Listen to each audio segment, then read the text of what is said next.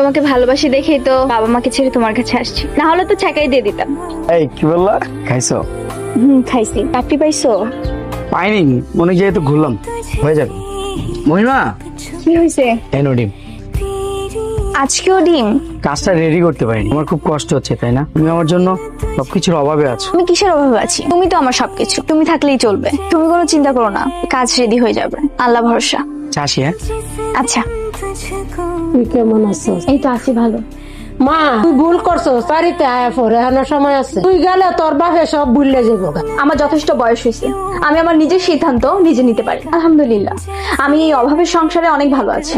হয়েছে, অনেক বুঝাইছি, আর বুঝাইতে পারতাম না। এই নাও পানি। না, আজকে তুমি আমাকে খেয়ে দিবে। কি হয়েছে বলো তো তোমার? আমার চাকরিটা হয়েছে, তোমাকে আর কোনো কিছুর অভাব দিব না। কই, আমার তো সবকিছু আছে। কোথায়? এই যে তুমি।